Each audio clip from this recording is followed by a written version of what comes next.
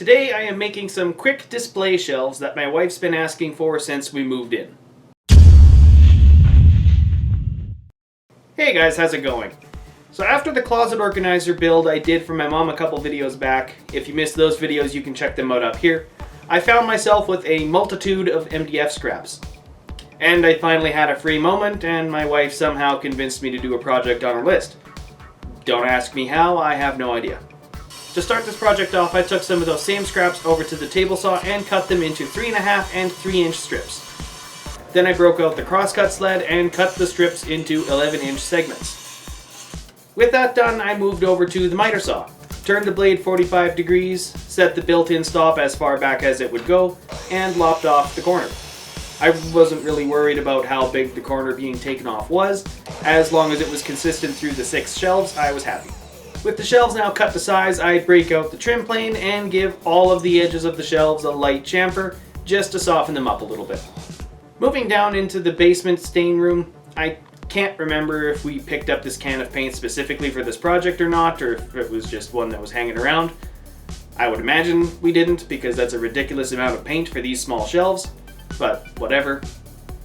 Since these shelves are MDF, they will end up needing several coats since MDF absorbs paint like a sponge, particularly in the end grain. With several coats of paint done and dry, I move into the kitchen and mark out the shelf locations approximately 9 inches apart from the ceiling and each other. Using my speed square to square the shelf to the edge of the cabinet, I pre-drill through the cabinet wall and into the shelf. With the holes drilled out of the cabinet and deepened in the MDF, I screw the MDF onto the shelf. Unfortunately, I used a bit too long of screws in the back and completely blew apart this shelf.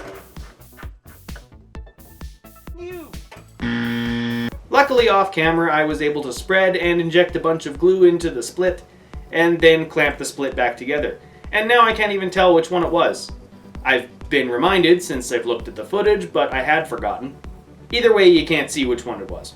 I switched over to shorter screws for the rest of the installation and they all went up with no issues, other than having to move some dishes and the odd big shelf out of the way. In fact, it went so well and had so little issues I didn't even bother to record the rest since it was all the same.